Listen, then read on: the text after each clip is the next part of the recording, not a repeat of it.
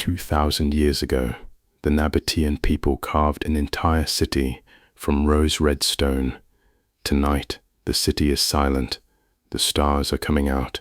The stone is warm, and you are the only one here. Take a breath. Let it out slowly. There is nowhere you need to be, nothing you need to do. Only this evening, this desert, this quiet road unwinding before you into the hills of southern Jordan. Let your shoulders soften. Let your hands rest.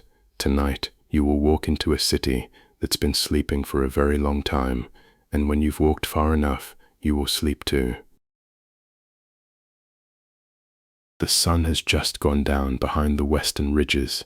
The sky above you is deep gold at the horizon. It fades upward into rose, then into a soft, dusty violet. The heat of the day is leaving the land, slowly, the way warmth leaves a stone held in your hand. You stand on a wide dirt path at the edge of the mountains. The path is pale and packed smooth by centuries of footsteps. It stretches ahead of you, gently downhill, toward a wall of sandstone cliffs. They glow faintly pink in the last light. The air smells of dust and dry grass, of sun-warmed rock.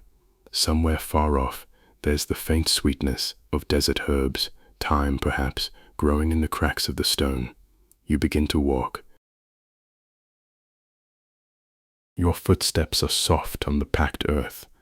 Each one makes a small, muffled sound. The sound does not travel far. The desert absorbs it. The desert absorbs everything, gently, without effort. To your left and right, low hills of rounded sandstone rise from the valley floor. They look like sleeping animals in the dusk, smooth backs, soft shoulders, worn down by wind over more years than anyone can count. Here and there, carved into the lower faces of these hills, you can see square doorways, dark openings in the pale rock. Small tombs, cut by hand 2,000 years ago. Their edges have softened with time. They look almost natural now. It's as if the stone had simply opened itself. You pass them slowly. You do not need to hurry. They've waited this long. They will wait a little longer. The path bends gently to the right, following the shape of the land. The light is fading in a slow, even way. The gold drains out of the sky. It leaves behind a deep, calm blue. Ahead of you, the cliffs grow taller. They rise in great rounded masses, banded with color, rose and cream and soft ochre, layer upon layer, laid down by ancient seas. These seas existed long before there were any people to see them, and in the face of those cliffs, there's a crack, a narrow opening, dark and vertical, where the mountain has split from top to bottom. It looks like a doorway made for giants. This is the entrance to the Sick, the gorge that leads into Petra. The Nabataeans came this way. Traders from Arabia came this way, leading camels heavy with frankincense and myrrh. Pilgrims came this way. For hundreds of years, this crack in the mountain was the front door of one of the great cities of the ancient world. Tonight it stands open and quiet. It's waiting only for you. You walk on, and the valley narrows around you. The hills draw closer on either side. The air grows cooler here, in the shadow of the rock. It carries a faint mineral smell, the smell of stone that has never fully dried, of deep sand, of shade. Near the entrance to the gorge, you pass the remains of an ancient dam, low and worn, built by the Nabataeans to turn floodwater aside. Its stones are fitted carefully, one against another. The hands that placed them are long gone, but the stones still hold their line, patient and exact. You rest your palm on the old dam wall for a moment. The stone is warm. All day it has drunk the sunlight, and now, in the blue evening, it gives that warmth slowly back. It feels like touching something alive, something with a slow, deep pulse. You let your hand rest there. You breathe in. You breathe out. Then you walk on, toward the opening in the mountain. The entrance to the Sick rises above you now. The walls on either side are already tall, taller than any building you've ever stood beside. They lean toward each other high overhead. Only a ribbon of darkening sky shows between them. You pause at the threshold. Behind you, the open valley, the last violet light, the first faint stars. Ahead of you, the gorge, shadowed, cool, silent. There's nothing to fear in that shadow. It's only stone, an evening, and 2,000 years of quiet. You step inside. The change is immediate and gentle. The sounds of the open valley fall away behind you. The faint stir of wind over the hills, the dry whisper of grasses. In their place comes a deeper kind of quiet, the quiet of enclosed stone, the quiet of a place that holds stillness the way a bowl holds water. Your footsteps sound different here, softer, and yet somehow more present. Each step makes a small crunch on the sandy floor of the gorge. The sound rises, touches the walls, and settles again, absorbed into the great patience of the rock. The floor beneath you is smooth sand and worn stone, packed by centuries of feet. In places, you can still see traces of ancient paving, flat stones laid by Nabataean hands, polished by camel caravans, softened by rain, but still here, still holding. You walk slowly. There's no reason to walk any other way. The walls of the sikh rise on both sides of you. In some places they're only a few meters apart, close enough that you could almost touch both sides at once, if you stretched out your arms. In other places they draw back. The passage widens. The strip of sky overhead broadens for a while, before narrowing again. But always, the walls rise, 40 meters, 60, in places 80 meters of solid sandstone, sheer and smooth, curving overhead like frozen waves. You tilt your head back and look up. Far above, between the dark rims of the cliffs, the sky has turned a deep, luminous blue, the blue of the last hour of dusk. One star hangs there, bright and steady, framed by stone. You watch it for a moment. It does not move, neither do you. Then you lower your gaze and walk on. The stone around you is extraordinary. Even in this fading light, you can see the colors moving through it. Bands of rose and salmon and cream, ripples of deep red, veins of soft gray. The walls are not flat. They flow, they curve and fold and swirl, shaped by water over millions of years. Walking through the sikh feels like walking through something living. You reach out and let your fingertips trail along the wall as you walk. The stone is smooth here, almost silky. Floods and wind polished it. Countless passing hands polished it too, and it is still warm. Even here, in the deep shade of the gorge, the rock holds the memory of the afternoon sun. The warmth rises faintly against your palm, steady and kind. You keep your hand there for a few steps. The wall guides you. It has guided travelers this way for 2,000 years. It does not tire of the work. The gorge bends, and bends again. The sikh is never straight for long. It winds through the mountain, like a slow river of air. You follow its curves without effort, letting the path decide. Each bend reveals a new passage. Each passage is a little different, narrower here, wider there. The walls lean left, then right. The strip of sky overhead twists like a ribbon, and with each bend, the outside world falls a little further behind. The valley you came from recedes, the road recedes, the evening recedes. There is only the gorge now, only the sand beneath your feet, the warm stone at your side, the deep blue ribbon of sky far above. Your breathing has slowed to match your steps. In for a few paces, out for a few paces. The rhythm carries you. You notice something along the wall to your right, at about the height of your waist, a channel carved into the living rock, narrow, about as wide as your two hands together, and running level along the wall, following every curve of the gorge. This is a Nabataean water channel. 2,000 years ago, it carried fresh water from springs in the hills outside. It ran all the way through the sikh and into the heart of the city. The people who built it measured its slope so precisely.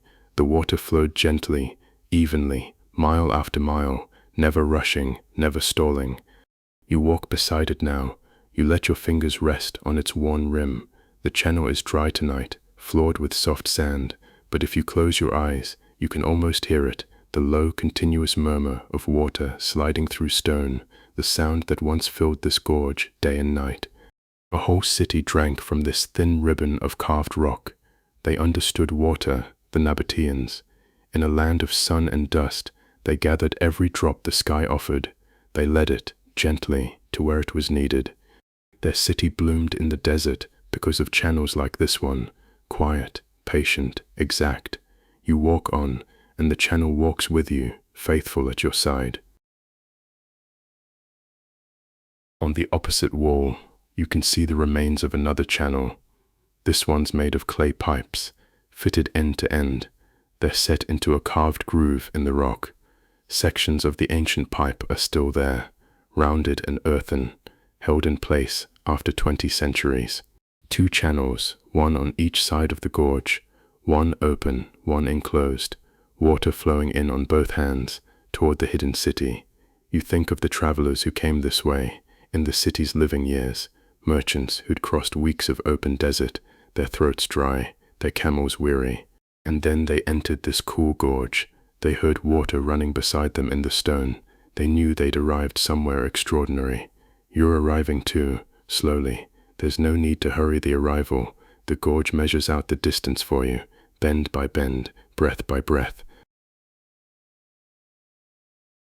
The light is deepening now. The blue overhead has darkened. More stars have appeared in the ribbon of sky. 2, then 4, then a scattered handful. Bright against the deep evening, down here in the gorge, the darkness is soft, not heavy. Your eyes have adjusted. The pale sand of the path seems almost to glow. It gathers what little light falls from above. It gives it gently back. The walls are deep rose gray. Their bands of color are muted now, but still present, like colors seen through calm water. You can see perfectly well. The path is smooth. Your steps are unhurried. Somewhere high above, on the rim of the cliff, a small breeze passes. You hear it faintly, a soft rushing, far away, like a long, slow exhale. Down here, the air does not move at all. The gorge holds its stillness close. You round another bend. The passage narrows. The walls draw in until they're only 3 meters apart. You're walking through the deep interior of the mountain now, through a corridor of stone so tall its upper reaches vanish into shadow, and yet it doesn't feel closed in. It feels held. The gorge holds you the way cupped hands hold something small and valued.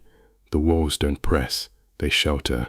The air between them is cool and still, faintly sweet with the smell of stone and sand. You slow your steps here, in the narrowest place. You let one hand rest on each wall. Just for a moment, the whole width of the passage within your reach. Warm rock under your left palm, warm rock under your right, an entire mountain on either side of you, both sides warm, both sides quiet. You breathe in, you breathe out, you walk on. The walls open again, little by little, letting you through. Along the base of the wall, you begin to notice small carvings, shallow rectangular niches cut into the rock. They're at the height of your chest, or a little above. Some are plain, some hold a simple carved block, a smooth, upright shape, like a small standing stone in miniature. These are votive niches. The Nabataeans carved them as they passed through the sick. Small shrines, small gestures of respect made by travelers entering the city. Each carved block represented a presence they honored. Each niche was a pause in someone's journey, 2,000 years ago. You stop before one of them. It's about the size of a window in a doll's house, a neat rectangle, its edges softened by time. Within it, a single carved block, plain and calm. Someone stood exactly where you're standing now. Some traveler, dusty from the road, paused here, in the cool of the gorge, and touched this stone, and felt what you are feeling. The stillness, the shelter, the sense of arriving somewhere old and cared for. You reach out, and rest 2 fingers lightly on the rim of the niche. The stone is smooth as river rock, warm, still, from the vanished day. Then you let your hand fall, and you walk on. The niches continue as you go. Here a single one alone, on a smooth face of rose stone. There a cluster of them, 3 or 4 together at different heights, as if a family of travelers had each left their own. Some are so worn, they're only soft shadows in the rock now, memories of carvings held in the surface, like memories held in a mind at rest. In one place, higher up, you can make out the traces of a larger relief, the rounded shapes of camels, life-sized, carved walking along the wall. Beside them the worn figure of a man leading them. His feet remain, carved in careful detail. The camels' bodies flow along the stone, their legs dissolved by centuries of wind and water, so they seem to be walking through mist, a caravan, frozen in the stone, still making its slow way toward the city. You walk beside it for a few steps, keeping the ancient camels company. Then the carving ends, the wall flows on, smooth and unmarked, and you continue alone, but not lonely. The gorge is full of gentle company, every carved niche, every worn step, every polished stretch of wall, it's the trace of a human hand. The sick remembers everyone who ever passed through it. It holds those memories lightly, without weight. Tonight, it will remember you too.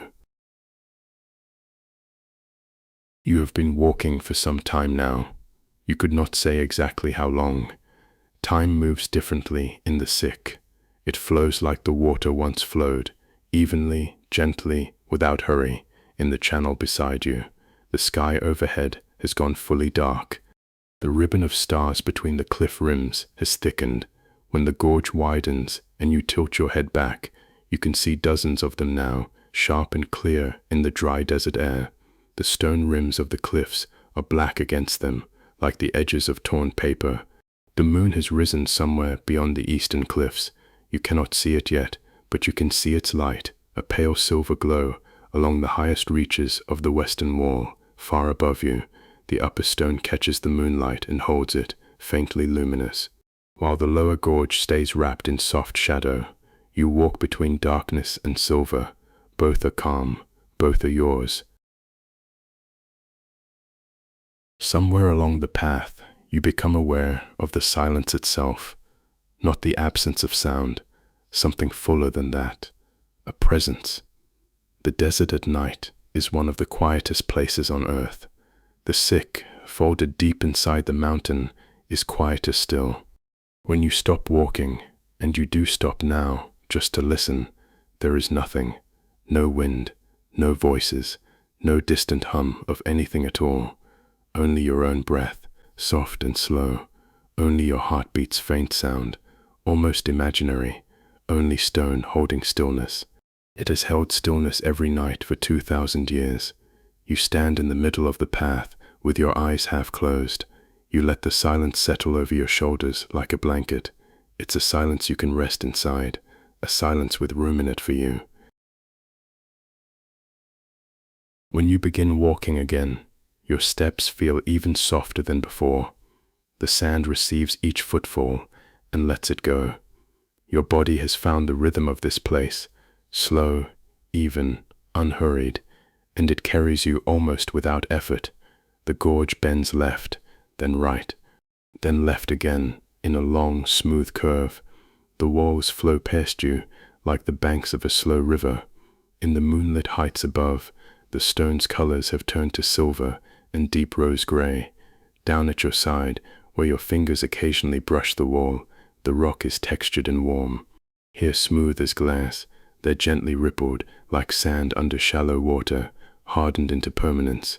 You pass beneath a place where the 2 walls lean so close overhead that they nearly touch. For a few steps, the sky disappears entirely. The darkness is complete and gentle, like the darkness behind closed eyes. Then the walls part again, the stars return, the pale path glows on ahead of you. You think, as you walk, about how this gorge was made, not carved by hands. The sick is older than any hands. It began as a single crack in the mountain. The slow movements of the earth split it, then water found the crack. Rain flowed down from the hills, season after season, century after century, smoothing the walls, deepening the floor, polishing the stone. Millions of years of patient water made this passage, and then, when it was ready, people found it. It became a road. Everything here happened slowly. The gorge was made slowly. The city was carved slowly, chisel stroke by chisel stroke.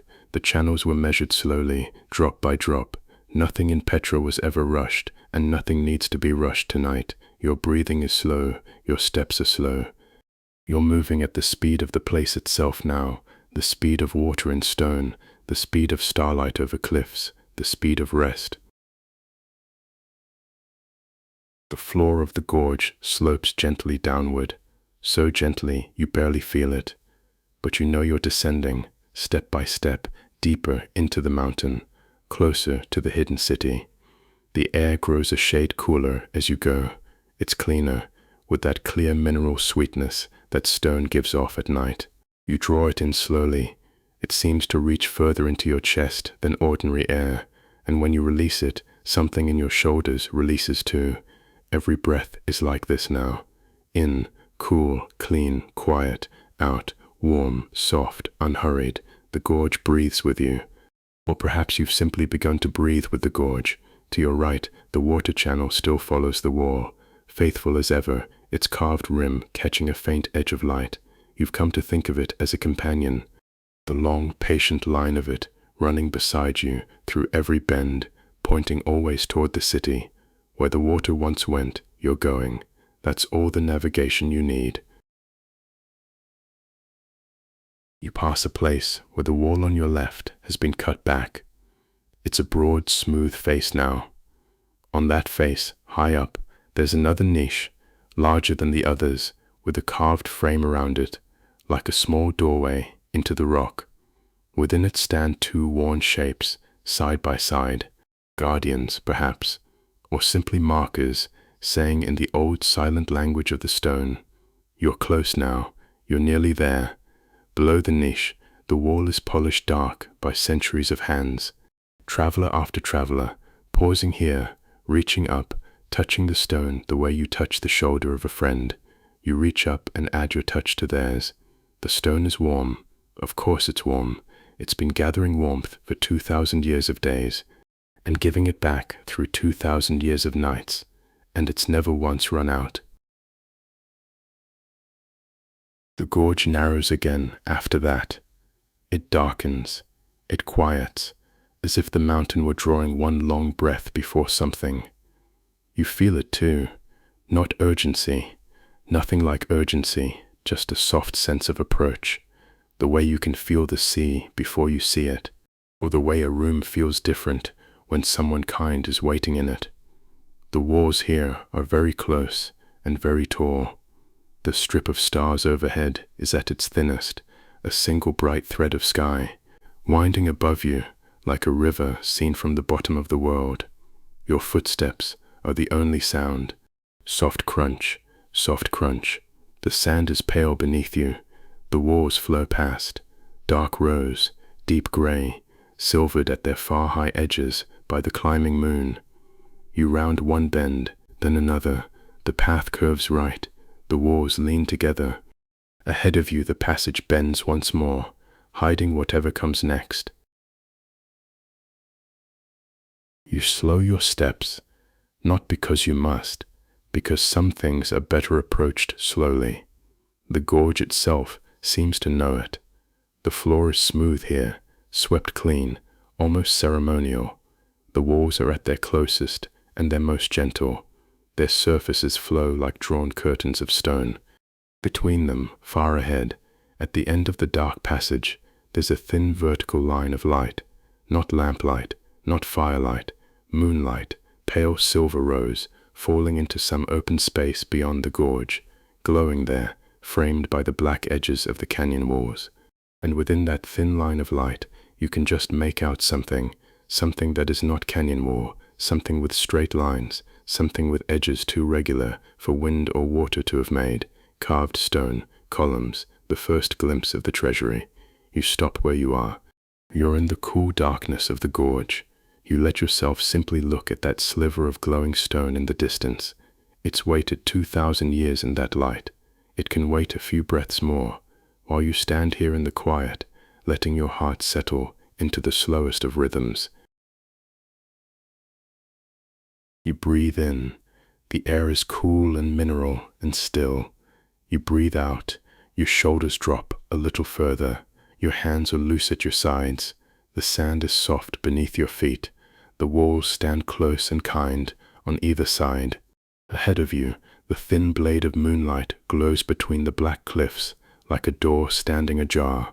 You begin to walk again, slowly. Each step is deliberate, placed with care, the way you might walk into a room where someone is sleeping. The line of light widens as you approach. With every step, it opens, a hand's breadth, then two, then more.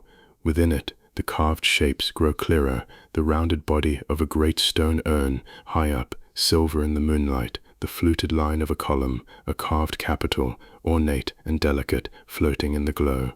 The walls of the sick flow past you, darker and darker as the light ahead grows brighter, until the gorge is only a black frame around that single, luminous image. Your footsteps are very soft now. The sand barely whispers. The last bend of the canyon curves away to your left. You follow it. One slow step at a time, the light pours toward you through the narrowing dark. And then the walls open. You step out of the sick.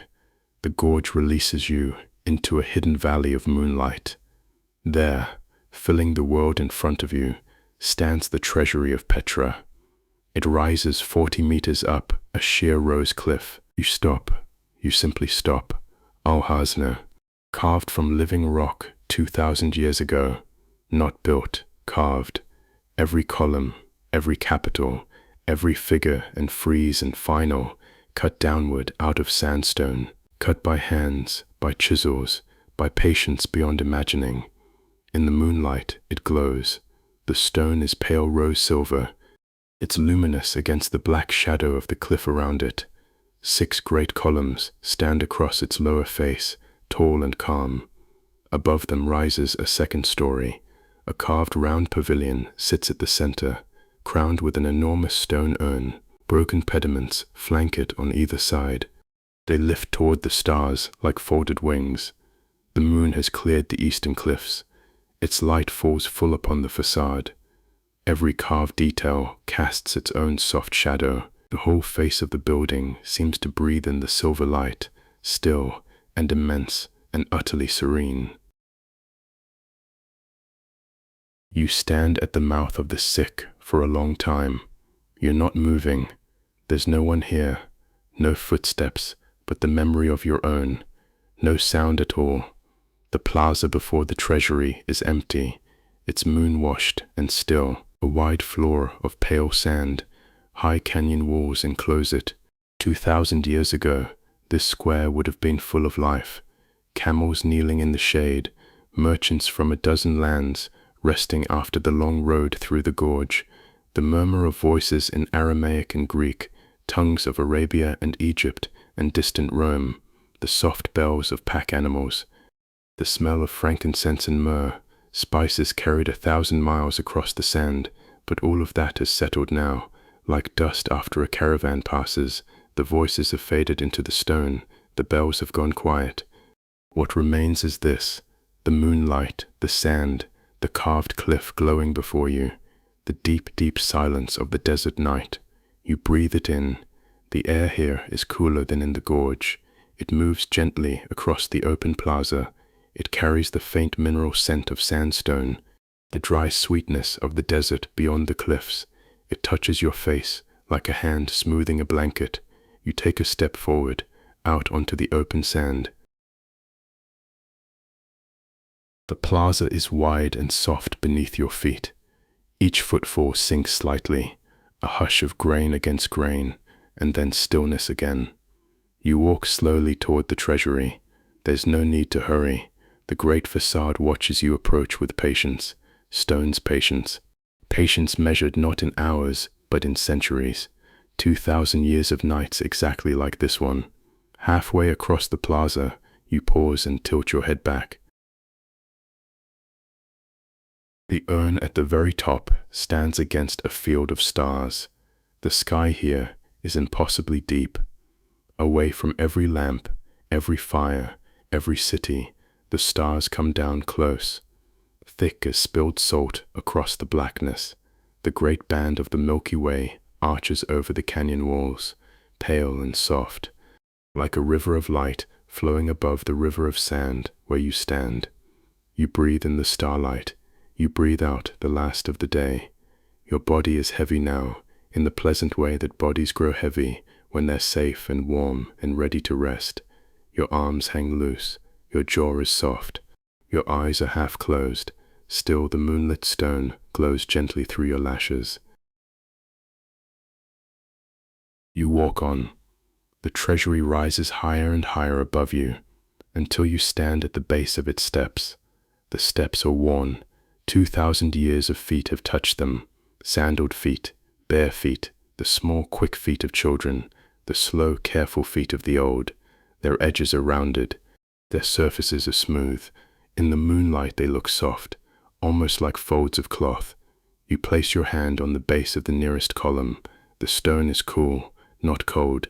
Cool, the way water is cool in the shade, the way the underside of a pillow is cool when you turn it in the night. The surface is finely grained. Beneath your palm you can feel faint ripples, chisel marks, the memory of hands that worked here 20 centuries ago. Somewhere in this stone, a craftsman's morning is still held, the tap of his mallet, the small rain of rose-colored dust drifting down. The pause when he stepped back to look at his work. He wiped his brow. He was satisfied. You feel that satisfaction now, resting in the stone under your hand. Work finished long ago, nothing left to do, only to stand and glow in the moonlight and be beautiful. You let your hand rest there a while longer. Cool stone, slow breath, deep quiet. Between the columns, the entrance to the Treasury stands open, a tall doorway of shadow, framed in carved rock. You step up, one stair at a time.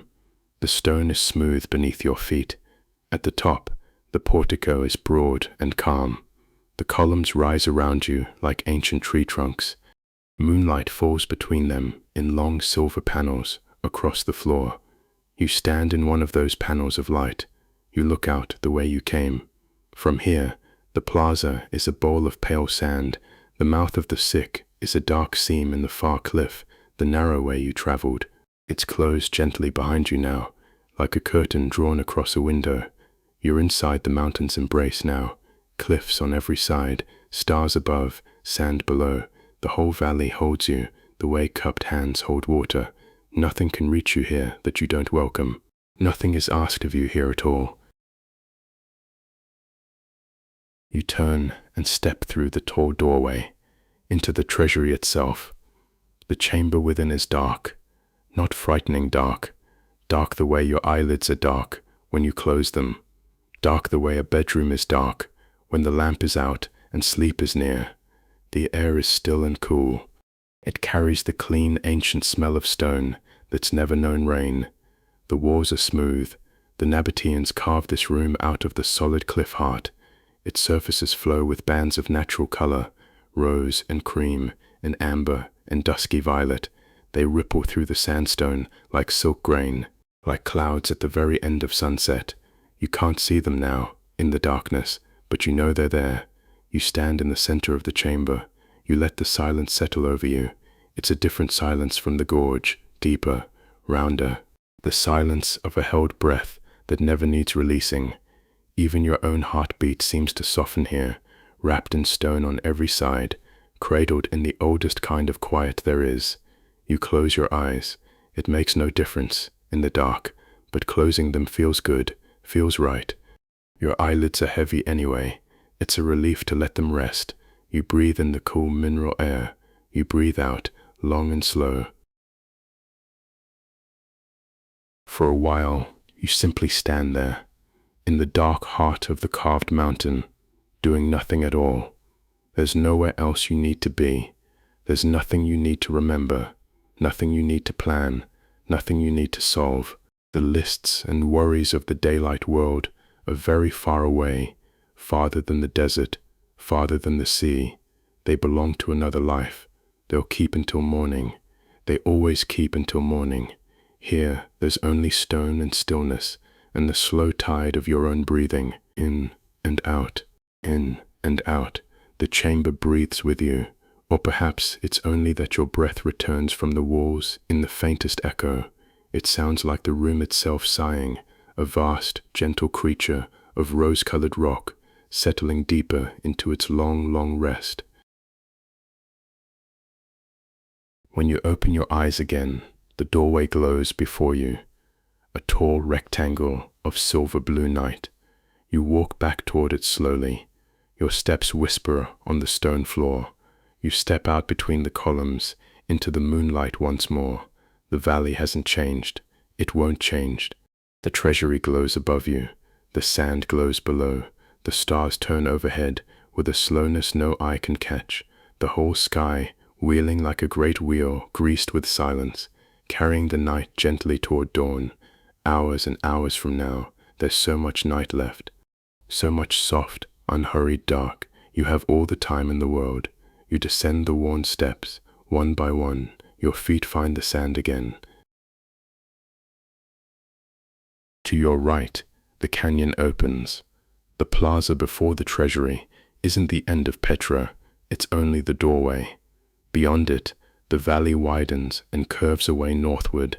The whole hidden city waits along its walls, tombs and temples, stairways and terraces. Hundreds of doorways carved into the rose-red cliffs, all of them silvered now, all of them sleeping. You turn that way and begin to walk. The canyon here is broader than the sick. Its walls are lower and farther apart. The moonlight reaches down to the valley floor in wide, generous pools. You walk from light into shadow, into light again. Each pool of moonlight is like a shallow bath of silver. Each band of shadow is like a cool cloth laid across your eyes. The sand underfoot is mixed now with fine gravel. Your steps make the softest crunching sound, a gentle rhythmic sound. Steady as a slow drum, steady as a heartbeat heard through a wall. Crunch, hush, crunch, hush. The sound keeps time with your breathing. Everything here keeps time with your breathing. The whole night has slowed itself down to match you. Along the eastern cliff, the first tomb façade appears. It's smaller than the Treasury and simpler. A doorway framed by two carved pilasters, crowned with a stepped pattern like a small staircase climbing toward the sky. The Nabataeans loved that shape. You'll see it again and again tonight. Repeated along the cliffs, the crow step, the little stairway to heaven, cut over 1,000 doorways as a blessing on the sleep of those within. Sleep wasn't feared here, sleep was honored. The people of Petra carved their finest architecture, not for the living, but for the resting, great calm houses of eternal quiet. Facing the morning sun, you pass the façade slowly. Your eyes drift over its worn edges. Wind and centuries have softened every line. They've melted the sharp chisel work into gentle curves. The whole monument looks less like something built and more like something grown, a cliff that dreamed of being a doorway and slowly became one. You reach out as you pass and trail your fingertips along the rock, cool, grainy, soft as unfired clay in the moonlight, though it's stone, ancient stone, and it'll outlast every worry you've ever had. The valley curves gently to the left. More façades emerge from the shadows, a whole street of them now. They rise in tiers along the cliff face. Some are simple as the first, others are grand, with columns and cornices. The doorways are tall and black and peaceful. This is the street of façades. You walk down the middle of it, alone, in the moonlight. You're at the bottom of the sleeping canyon. High above, on the rim of the cliffs, the wind moves. You can hear it faintly, a soft, high shh. It's like a mother hushing a child. It's like surf on a shore too far away to see. Down here on the valley floor, the air barely stirs. The cliffs shelter you. The wind stays up among the stars. It sings its one quiet note. You walk below. In the stillness it leaves behind. Shh, shh, shh, says the wind on the heights. Hush, says the sand beneath your feet. And your breath moves in and out, in and out. It's slower now than when you began, slower than you can remember it ever being. Somewhere along the cliff, water is dripping. You hear it before you find it, a single soft note, repeated, plip, plip, plip. Patient as the stone itself, you follow the sound to a shallow recess in the rock. A thin channel is carved into the cliff face at shoulder height. The Nabataeans cut these channels everywhere in Petra. It's a whole hidden circulatory system of water. It's gathered from winter rains and secret springs. It's carried along the canyon walls to cisterns and fountains and gardens. Most of the channels are dry now, but this one still remembers its work. Somewhere above, a pocket of stone still holds a little of the last rain. It releases it one drop at a time, down the ancient groove, into a small worn basin at the foot of the cliff. Plip, you wait, in the moonlight, plip. The basin holds a hand's depth of water, black and still, and glinting with one small reflected star. You dip your fingers in. The water is cold and clean and softer than any water you have ever touched. It's rainwater filtered through 100 feet of sandstone. It's sweetened by the rock. It's chilled by the night. You touch your wet fingertips to your forehead. Travelers here have done this for 2,000 years. The coolness spreads across your brow. Something behind your eyes lets go, some last small knot of the day. It dissolves like salt in water. Plip, says the cliff, unhurried. It will still be dripping at dawn. It will still be dripping next year. There's comfort in that. There's comfort in a task so slow. It can never be behind. It can never be rushed. It can never be anything but exactly on time. You walk on, and the canyon opens wider still. Ahead, carved into the curve of the mountain on your left, rises the great theater of Petra, row upon row of seats cut from living rock, 45 rows climbing the hillside in a vast half-circle, all of it hewn from a single sweep of rose sandstone. In the moonlight, the theater looks like ripples frozen in a pond, like the inside of a shell. Each row of seats catches the silver light along its edge, so the whole hillside is banded with soft parallel curves, glow and shadow, rising toward the stars. 8,000 people once gathered here. On warm evenings they filled these stone benches. Voices rose from the stage below. The canyon walls carried the words up and out into the dusk. Now the theater holds only moonlight, and the moonlight makes no sound. You cross the sand toward it. You climb the first few rows, the stone steps broad and shallow, easy underfoot. You choose a seat halfway up, near the center. You sit down. The stone bench is smooth beneath you. It's shaped by centuries of resting bodies. It still holds a whisper of the day's warmth, deep in its grain, a faint, fading warmth, like a bed someone rose from an hour ago. You settle into it. You let it hold your weight completely. Below you, the empty stage. Beyond it, the valley floor, pale with sand. Beyond that, the far cliffs. They're pierced with the dark doorways of tombs, rising into the star-thick sky. The whole of Petra spreads before you, like a scene painted on the inside of a dream. You lean back a little.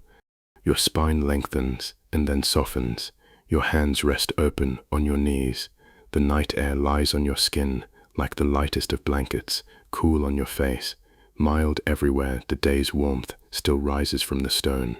You could stay here a long time. You're staying here a long time. Time itself has grown syrup slow and sweet. The minutes pass like drops from the cliff spring. Plip, a minute, plip, another. No one is counting, not even you. From your seat in the theater, you watch the moon. It's climbed well clear of the eastern cliffs now. It hangs in the open sky, white gold and calm. It pours its light down the length of the valley. You can see the light move almost. The shadows of the western cliffs draw back, slow as breathing. The moon rises, and the silver tide fills the canyon floor. 2,000 years ago, someone sat where you're sitting. They watched this same moon, perhaps a merchant, resting after the long road from the sea, perhaps a stonecutter, his day's work done. The dust washed from his hands, perhaps a child who could not sleep. They slipped out into the warm night. They climbed the theater steps, just to sit, just to look, just to be small and quiet, under the enormous sky, the same moon, the same stone, the same hush. Whatever they carried in their hearts that night, it's finished now. It has all come to rest, all of it, every hope and errand and worry of the ancient world, folded away into the same soft dark that's folding around you, and your own cares are already following. You can feel them going. One by one, they slip out of your hands like sand between fingers. The night receives them without a sound. You do not have to hold anything. You do not have to hold anything at all. You breathe in. The cool air fills you slowly, all the way down. You breathe out. Your body settles deeper against the ancient stone. In. The smell of sandstone and clean desert night. Out. The last tension in your back releases, vertebra by vertebra, like a rope going slack. In. The faint sweetness of some night-blooming desert plant. It drifts up from a crevice in the rocks below, a small pale flower that opens only in darkness, offering its scent to no one, to everyone, to the moon. Out. Heaviness, warmth, peace. Your eyelids drift lower. The moonlit valley blurs softly at its edges. Silver bleeds gently into silver. And that is fine. You do not need sharp edges tonight. Nothing tonight has edges at all. After a while, you could not say how long, and it does not matter. You rise from your seat.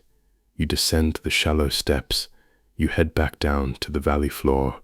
Your legs are pleasantly heavy. Your steps are slow and soft. You walk the way one walks at the very end of a good day. The body has already begun its journey towards sleep. It carries the mind along like a lantern turned down low. The valley bends westward here.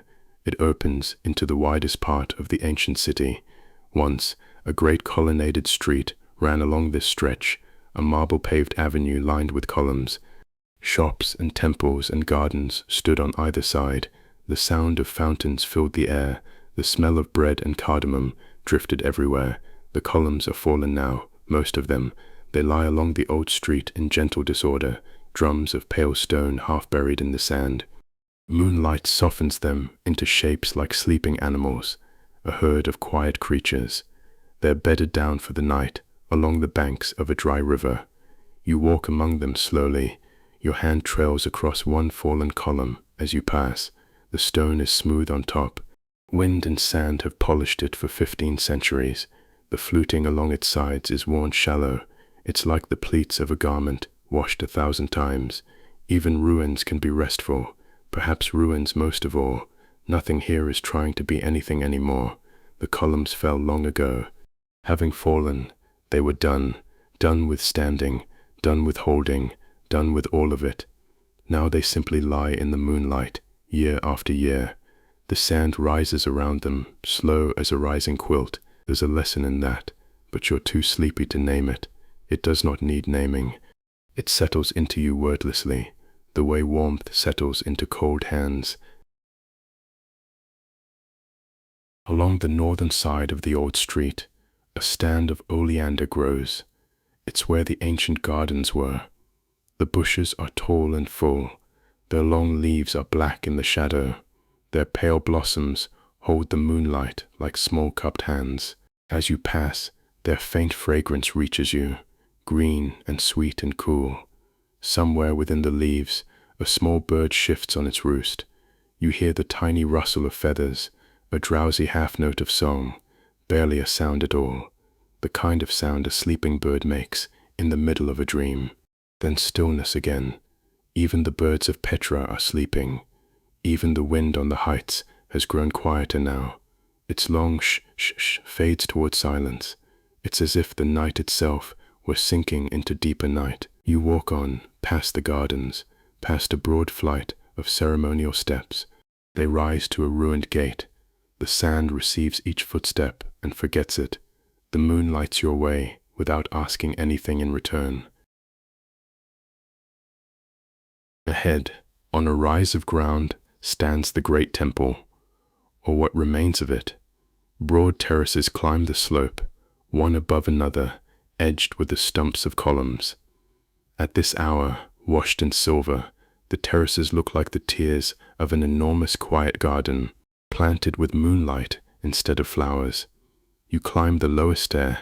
The steps are wide and shallow, built for processions, built for people in no hurry, and you're in no hurry. You rise one slow step at a time. With each step, the valley opens a little further behind you. The night air grows a shade cooler, a shade sweeter. At the first terrace you pause and turn.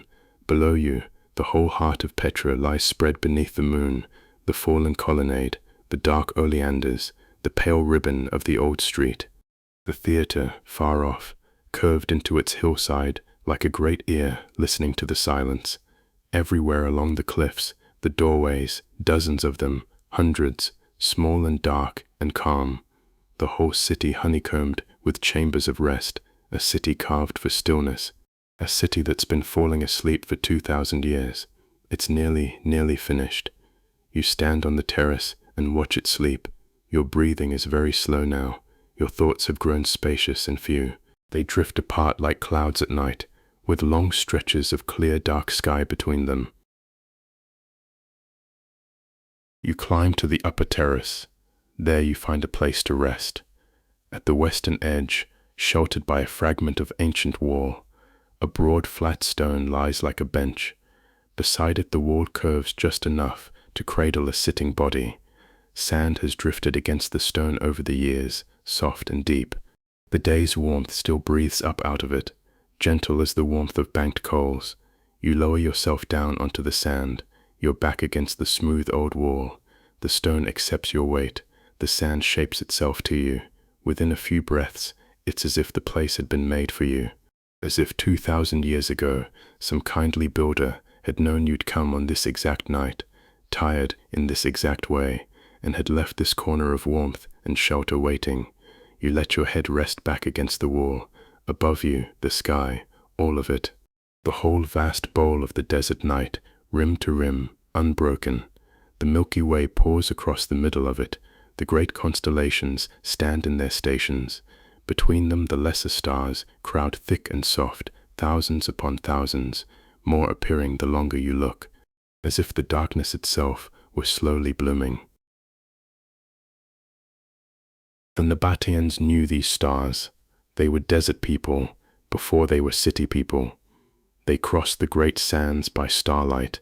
They read the sky like a familiar road. Caravan masters lay beside their kneeling camels. On nights like this, they watched constellations wheel slowly westward. They knew from the stars alone how much night had passed. They knew how much sweet dark remained before dawn. Much remains tonight. The stars tell you so. The night is deep and only half spent. There's no reason, none at all, to be anything but perfectly at rest. You watch one star near the zenith. It's a bright, calm point of white. It doesn't flicker much, this high in the dry desert air. It simply shines, steady and small, the way it shone on the caravans, the way it shone on the stonecutters, the way it will shine long after every name now spoken has grown as quiet as the names carved on these tombs. There's nothing sad in that. From where you sit, wrapped in warm sand and cool air, it feels like the opposite of sad. It feels like being held. One small drowsy creature tucked into the fold of a mountain, under a sky that's kept its lamps burning through every night there's ever been. You are watched over. You are allowed to rest. You've always been allowed to rest. Your eyes close for a while. You do not sleep. Not quite. Not yet. But you drift. You drift in that soft borderland. Thoughts turn into images. Images turn into gentle nonsense. None of it needs to be followed. You half dream of the caravans. A line of camels moves through moonlit dunes. They move slow as clouds. The muffled bells, the creak of leather, The drivers walk alongside. They're wrapped in wool against the night chill. They murmur to their animals in low voices. The words are worn smooth by repetition. Easy now, easy, not far, easy now. The camel's feet make almost no sound in the sand. The dunes rise and fall like breathing. The stars slide slowly overhead. The caravan moves on and on through the silver night. It's unhurried, it's unworried, it's certain of its road. It carries frankincense and silence toward a city carved from rose-red stone. Easy now, easy, not far. The words dissolve, the dunes dissolve. You surface gently, like a swimmer rising through warm water, and open your eyes again. The terrace, the wall, the sleeping valley, the stars. Everything is just as you left it. Everything is well. The night air has cooled a little more while you drifted. Not cold. Never quite cold here. You're in this sheltered fold of stone. The cliff at your back still gives off faint, patient warmth, the way bread gives off warmth long after it leaves the oven. The sand beneath you holds its heat close. It's like a sleeping animal.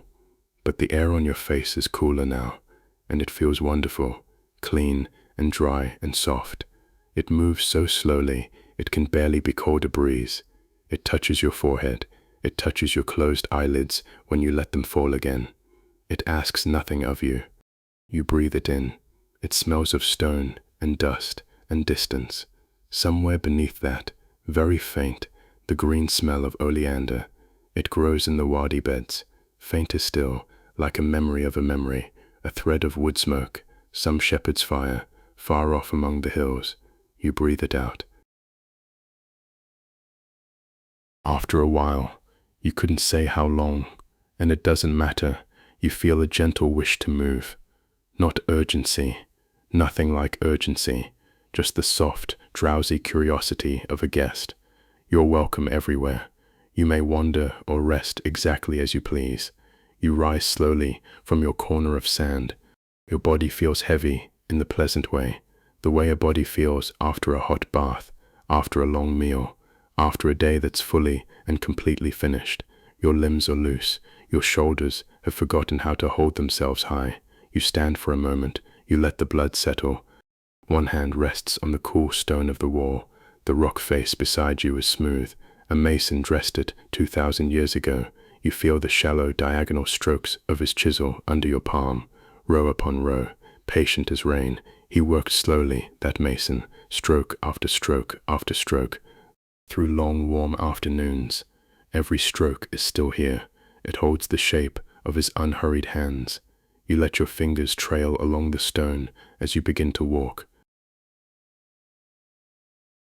The path leads gently downward. It's a broad shelf of worn rock. It descends toward the heart of the sleeping city. Your steps are quiet. Sand gathered on the path softens each footfall. Almost nothing. A whisper, a hush, a whisper, a hush.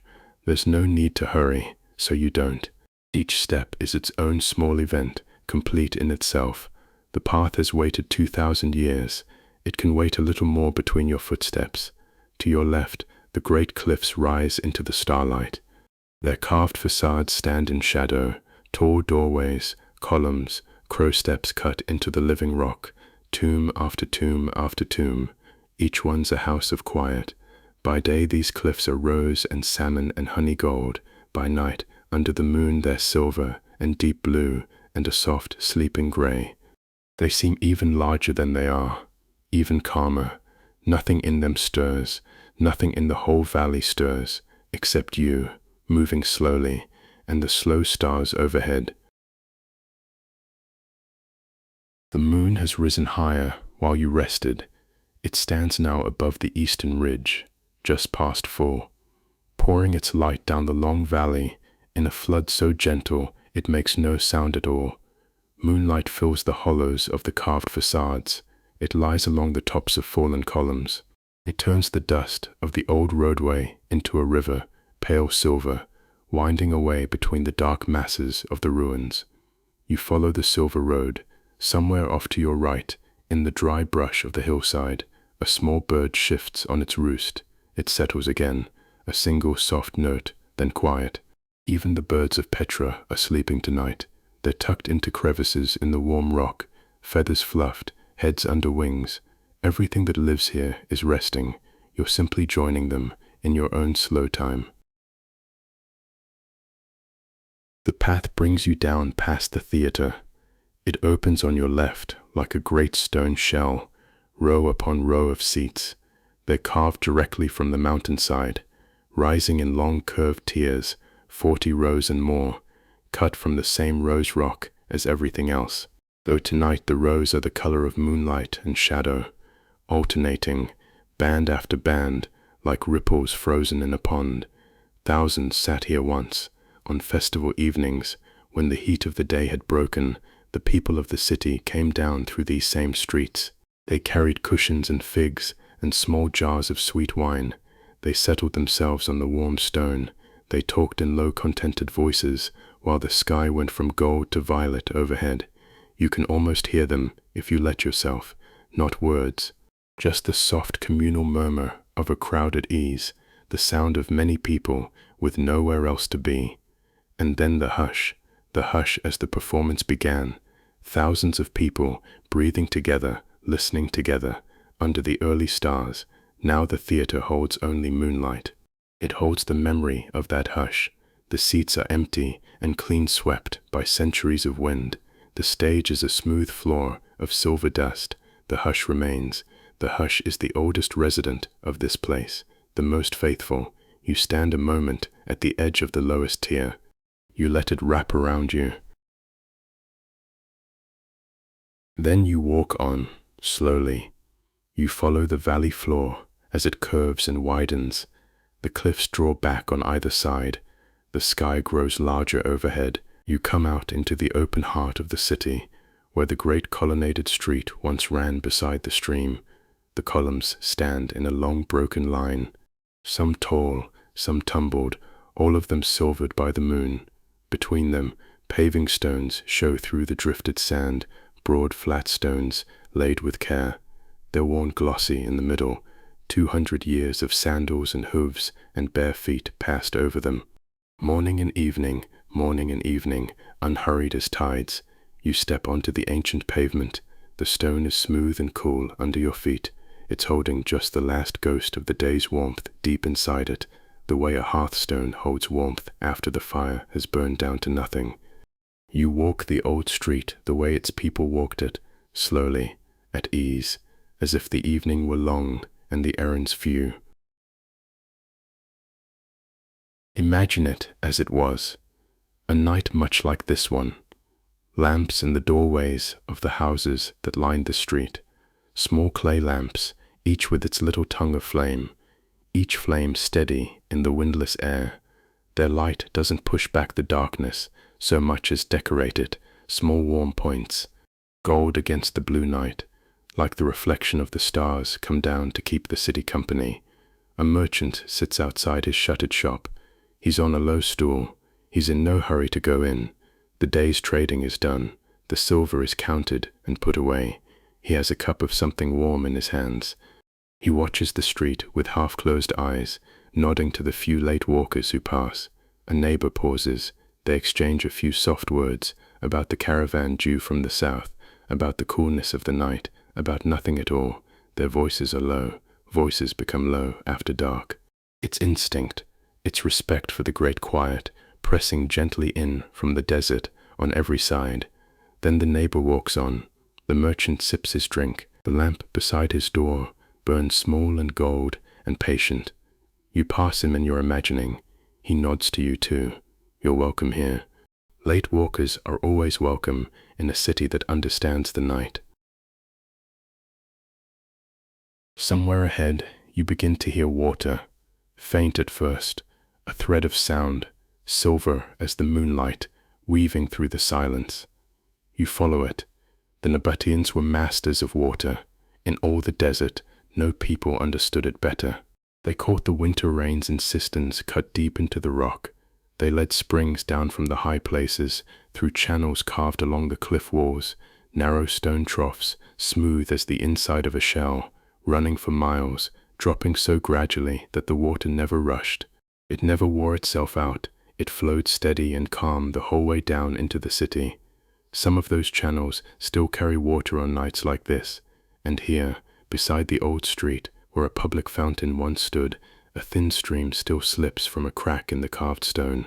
It falls into a shallow basin and overflows and trickles away along a groove in the pavement, going wherever water has always gone.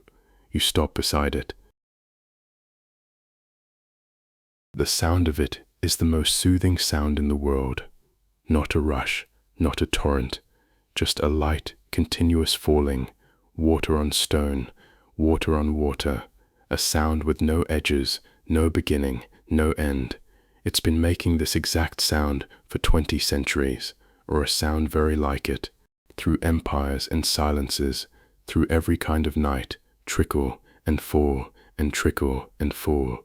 You kneel beside the basin and dip your fingers in. The water is cool, wonderfully, softly cool, the coolness of deep rock and hidden places. It slides over your fingers like silk. You cup a little in your palm and let it fall back. The falling drops catch the moonlight for an instant, a brief string of silver beads. Then they rejoin the basin and are still. You touch your wet fingers to your forehead, to the back of your neck. The coolness sinks in. Something in you sinks with it, down past the shoulders, down past the chest. It settles low and calm. The way sediment settles in a still jar. The water keeps trickling. It'll trickle all night. It doesn't need you to listen, but it's glad of the company, and you're glad of its voice. You sit down on the broad rim of the basin. You rest there a while. You let the water talk. It says the same few things over and over. They're all kind. It says, the springs are full. It says, the night is long. It says, rest, rest, rest.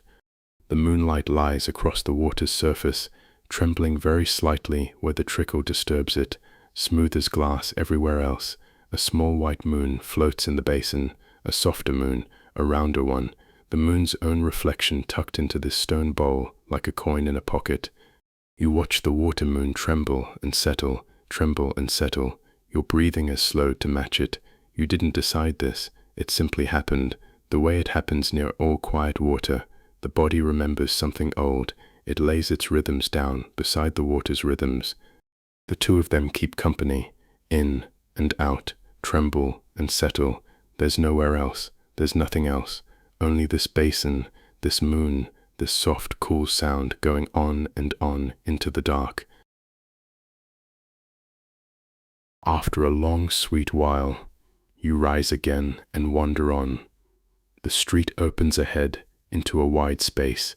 A great temple once stood here. Its platform remains, broad steps of pale stone climbing to a terrace, a few columns still upright. Their capitals are carved with leaves and flowers. The moonlight picks them out gently, petal by petal, as if it too were tracing them with a fingertip. You climb the steps, slowly, one at a time. Each step is shallow and wide, made for processions, made for people walking at the pace of ceremony, the pace of calm. You couldn't hurry up these steps if you tried. They won't allow it.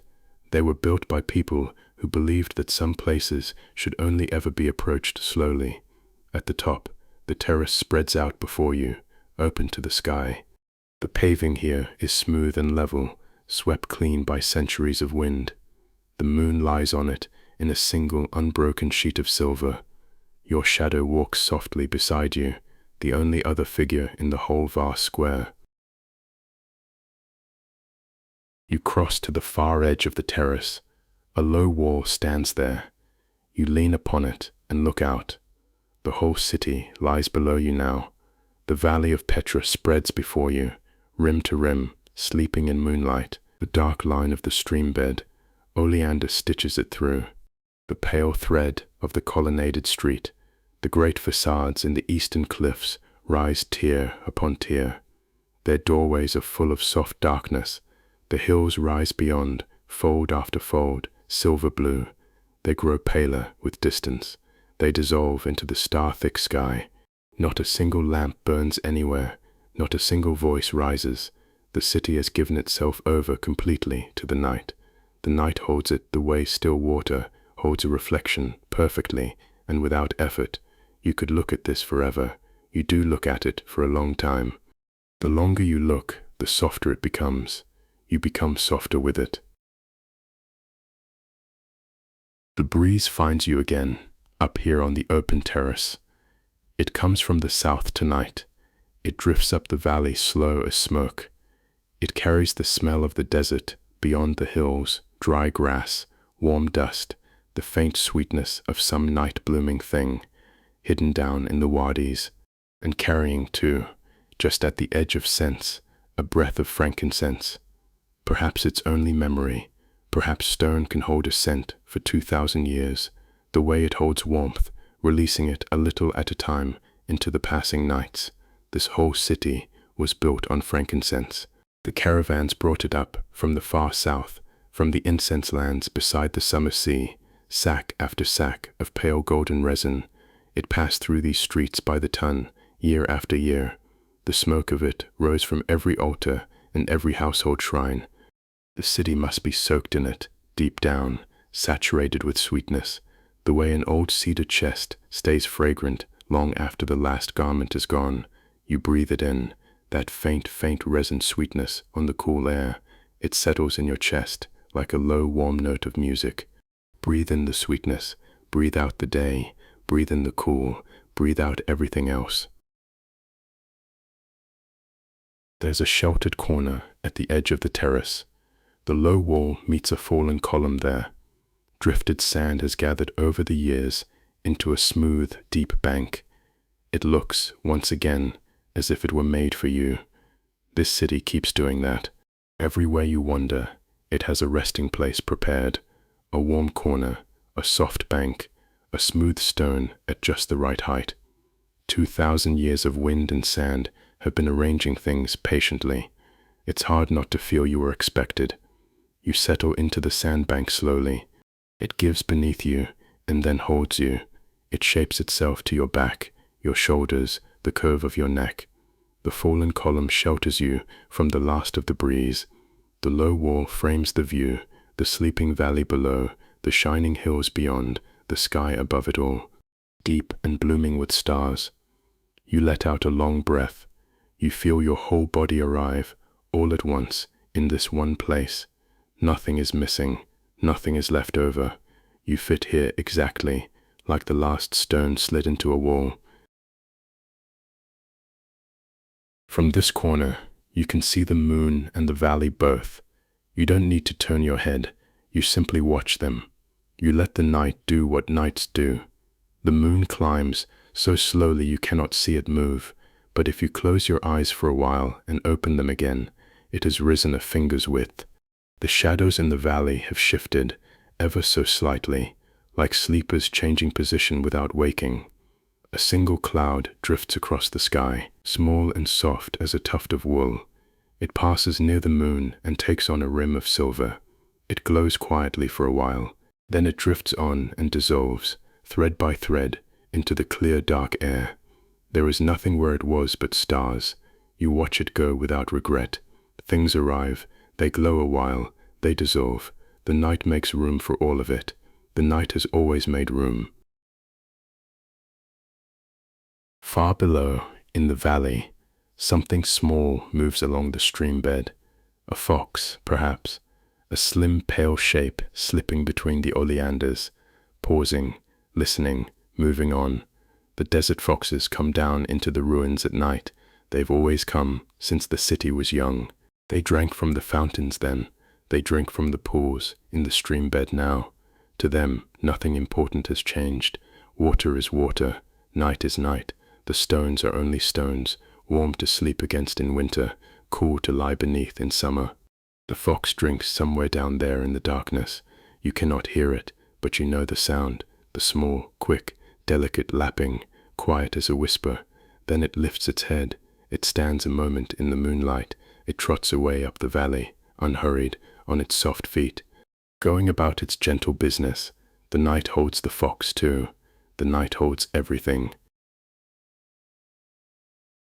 You think, drowsily, Of all the sleepers this valley has held, the stone-cutters, asleep in their tents at the foot of the cliffs, tired in their arms and shoulders, dreaming of shapes emerging from rock, the caravan drivers rolled in their blankets beside their kneeling camels, the animals' great warm sides rising and falling beside them, like breathing hills, the merchants in their houses, on beds spread with wool from the highland flocks, their doors latched, their lamps blown out, the day's accounts fading pleasantly from their minds, the children tucked in corners and alcoves in the deep, perfect sleep of children, while mothers and grandmothers moved quietly through the dark rooms, checking, covering, settling, the priests in their chambers beside the temples, the gardeners in their huts beside the pools, the potters, the weavers, the bakers whose ovens were cooling, ticking softly,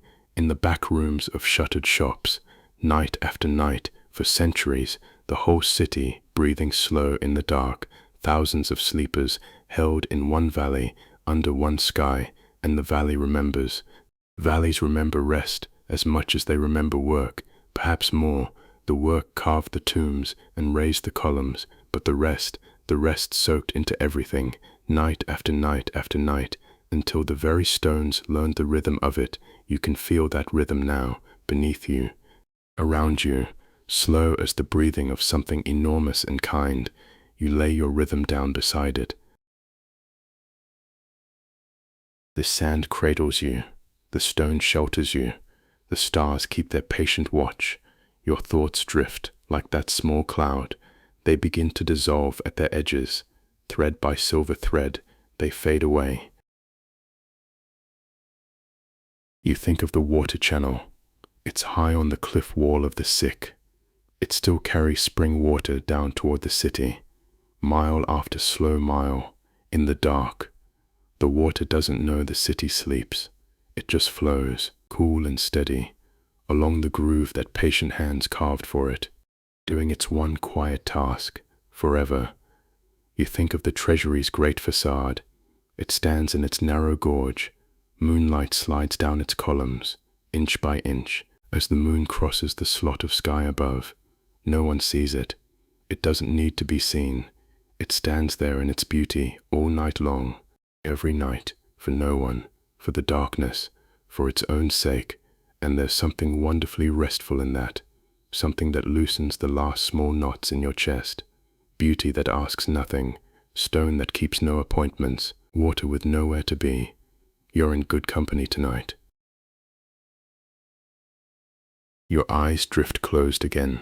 Behind your eyelids, the moonlight lingers, a soft gray glow, like dawn seen through linen, and then that too fades, gently, into a warm and welcoming dark. Sounds remain, at the very edge of hearing, the faint trickle of the fountain, far below, on the old street, the breeze moving over the terrace stones, a sound like a slow hand smoothing cloth, your own breath, going in and going out, softer each time, slower each time, in and out, easy now, easy, not far. The old caravan words drift back to you. They're worn smooth by 1,000 desert nights. They mean something different now, something gentler, not far to morning, not far to rest, no distance left at all, really. You've already arrived. You arrived long ago. There was never anywhere else to get to. Easy now, easy. Time passes. You couldn't say how much. On the terrace of a 2,000-year-old city, under stars older than the mountains, the question loses its meaning. The losing feels like a gift. When you surface again, barely, softly, the way a leaf lifts on a breath of wind and settles back, the moon has moved, a hand's width across the sky. The shadows of the columns have swung slowly with it, like the hands of an enormous, silent clock, a clock that measures nothing but peace. The valley below is unchanged, silver and blue and sleeping. The air is a little cooler still. You draw your arms in closer. The sand shifts and settles around you, snug and warm. The coolness on your face only makes the warmth beneath you sweeter. This is the deep middle of the night now, the very heart of it, the hours that most of the world sleeps straight through. They never see these hours, the still, secret hours, when the earth turns quietly under the stars, when nothing at all is required of anyone. You are here in the heart of it, warm and safe and heavy-limbed, and it's yours. Let your mind wander one last, slow circuit through the sleeping city. Do this without moving from your nest of sand. Drift down, light as thistle down, over the terrace wall, float above the colonnaded street. The paving stones lie silver. The little fountain trickles on, talking to itself in its small, clear voice. The water moon still floats in the basin. It trembles, settles, trembles, settles, drift past the theater. Its curved rows hold moonlight the way cupped hands hold water.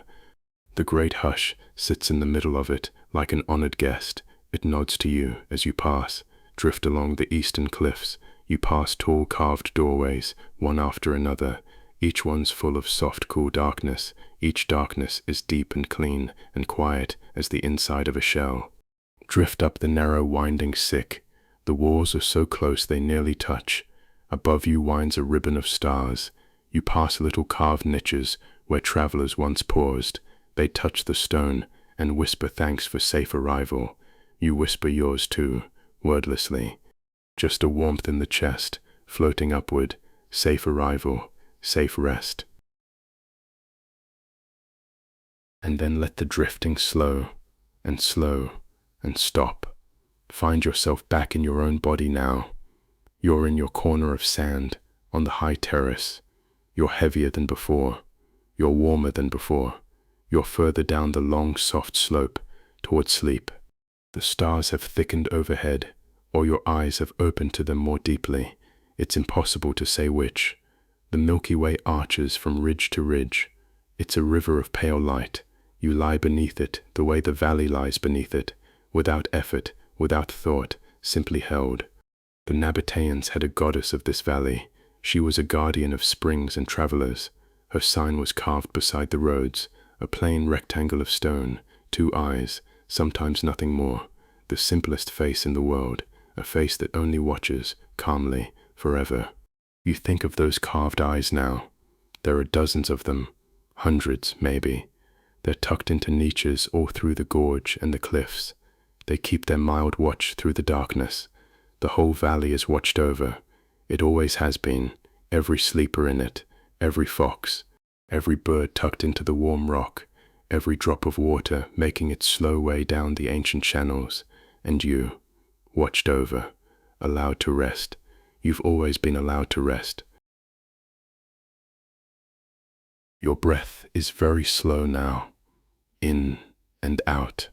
The pauses between breaths grow longer, rounder, softer. Inside each pause, the night is perfectly still. The stillness is perfectly kind. In and out, the sand beneath you has taken your shape completely. You and it have settled all your negotiations. There's nothing left to adjust. There's nothing left to hold.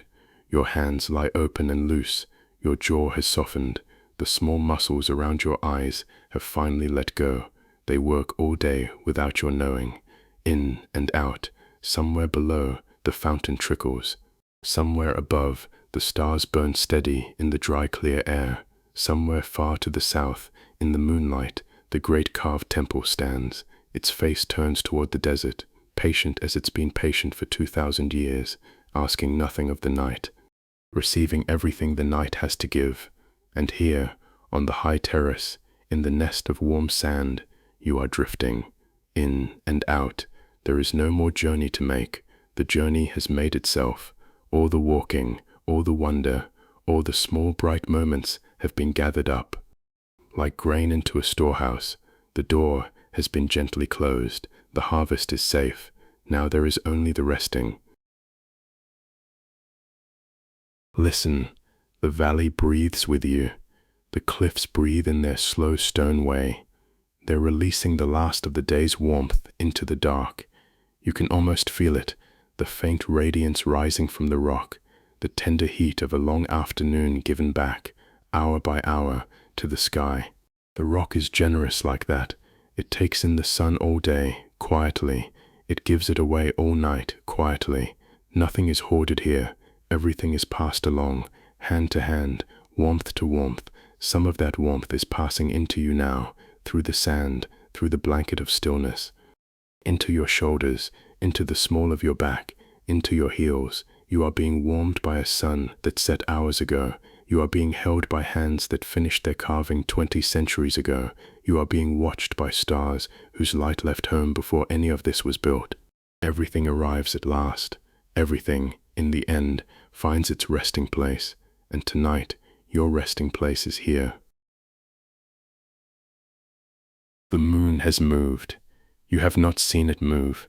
No one ever sees the moon move, but it has slipped a little further down the western sky. The shadows in the valley have leaned with it, slow as honey. They change the shapes of things without disturbing them. The tall doorway of the Treasury holds its darkness like a cup holds water. It sits far below.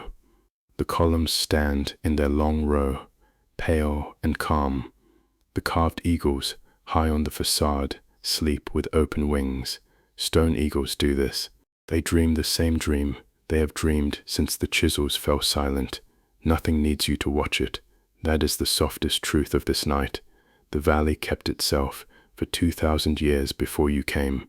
It will keep itself for 2,000 more. For these few dark hours, it will keep you too. You can close your eyes. The stones will go on standing. The fountain will go on talking to itself in its small clear voice. The stars will go on crossing the ribbon of sky above the sick, one by one, unhurried, like lamps carried by travelers who are in no hurry at all. You can let go of everything now. It is all being carried. Your breath is slower still, in and out. Feel how the breath no longer needs your help. It rises and falls the way the desert rises and falls, dune after dune, soft crest and soft hollow, going on and on to a horizon you will never need to reach, in and out. There was a time, earlier tonight or years ago, when your mind was full of lists and doors and voices. It hardly matters. You can remember that time the way you remember a market at noon, the calling, the bargaining, the bright clatter of it all. But the market has closed. The stalls are folded away. The merchants have gone home to their suppers and their beds. The square is empty and silver. One small cat crosses it diagonally without a sound.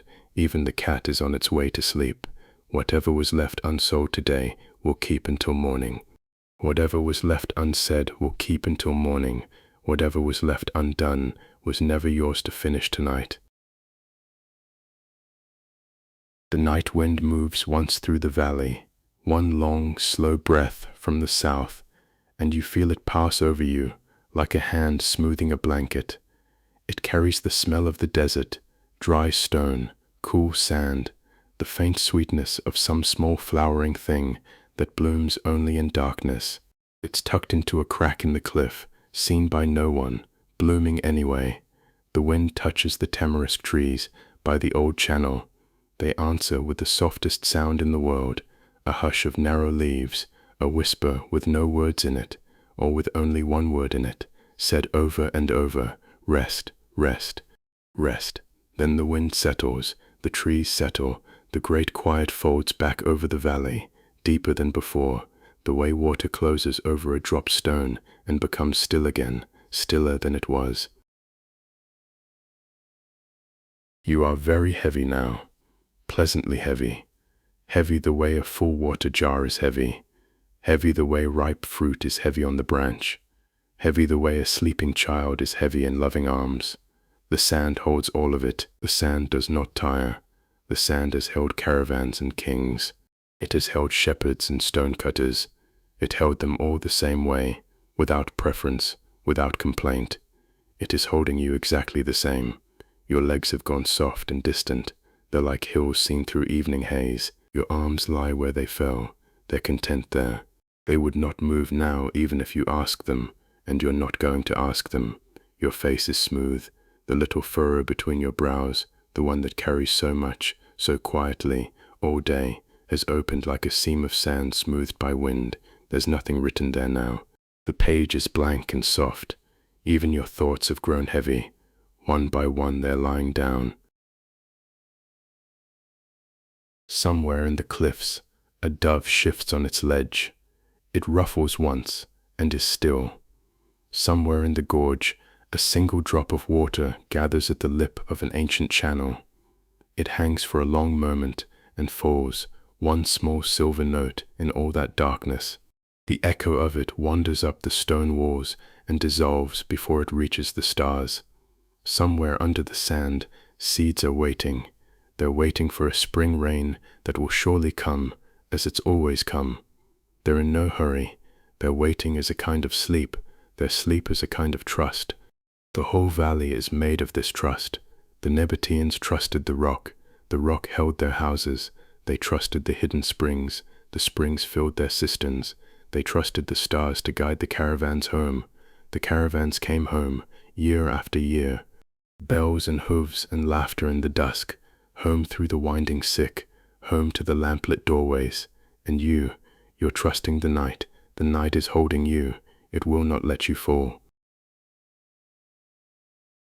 In and out. Softer now. Barely a breath at all.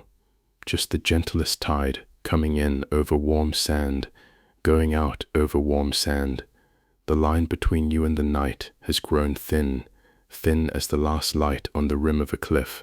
It's fading kindly. You don't need to hold it. You may notice, far off, at the very edge of hearing, the fountain still talking to itself in the Colonnaded Street. It's been talking all night. It will talk all night. Small clear syllables, over and over. Water telling water, an old, old story, with no ending and no trouble in it anywhere. If you like, you can let that sound be the last thread you hold, or you can let go of even that. Either way, the water goes on. Either way, the story goes on. Either way, you're carried. The moon touches the western ridge now. Slowly, so slowly, the ridge receives it, the way a shoulder receives a resting head. The silver light in the valley grows softer, rounder, dimmer. It gathers itself in. It tucks itself away like a lamp carried into an inner room. The shadows do not rush in. They simply deepen where they already are.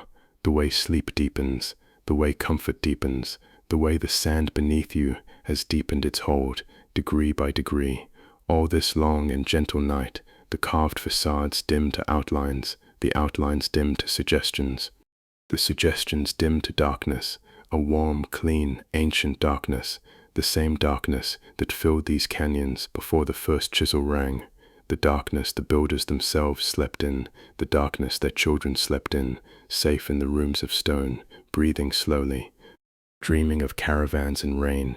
You're sleeping in very old company. You're breathing very old air, cooled by very old cliffs, under very old stars, and all of it is gentle, all of it wishes you well. Let the last pictures come and go now, soft as moths, the rose-red doorway, full of shade, the water moon, trembling, settling, the theater holding its great hush, like an honored guest, the carved eyes in their niches, keeping their mild watch, asking nothing, guarding everything. The winding sick under its ribbon of stars. Let each picture rise and glow faintly and dim and pass. You don't need to keep any of them. They're kept for you. They're carved in stone. Stone remembers. You can lay your remembering down beside your sandals and your day. There at the edge of the warm sand, where everything waits patiently for morning.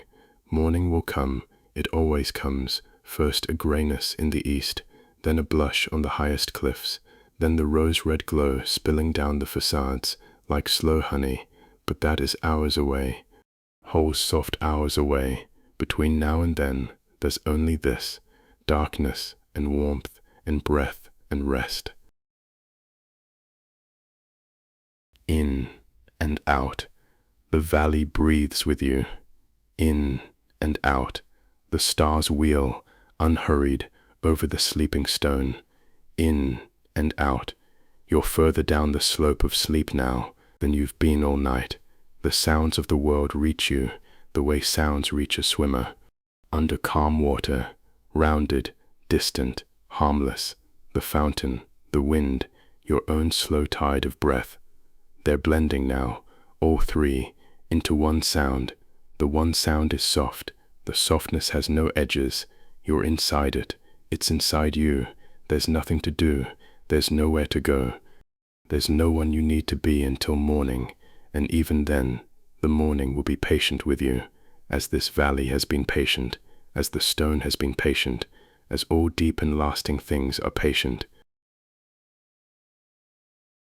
Somewhere, the last thin curve of moonlight slips behind the ridge. The valley closes its eyes. The doves are still. The fox is curled in its den of warm rock, nose tucked under tail. The water in the cisterns lies black and perfect.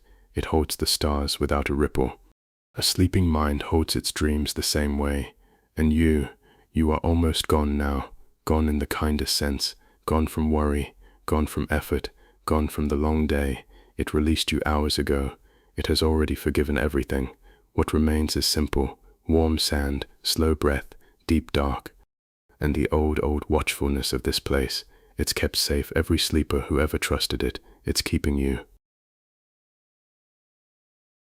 Rest now. The city rests around you, rose red under the darkness. It's dreaming its stone dreams. The desert rests beyond it, mile upon soft mile, dune upon silent dune. The sky rests above it all, star upon star upon star. Every star is far away, every star is calm. Not one of them needs anything from you tonight. Rest now. Let the darkness be a blanket.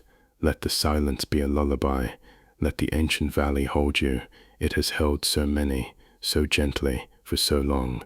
You are safe. You are warm. You are home in the oldest sense of home, a sheltered place, a watched-over place, a place where sleep is welcome, the night is kind.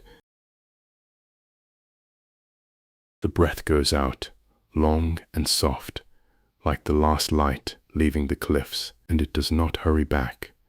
And the pause is peaceful, and the night holds it, and holds you, quietly, completely, in the darkness, in the stillness, in the deep and gentle keeping of the stones. Sleep now. Sleep.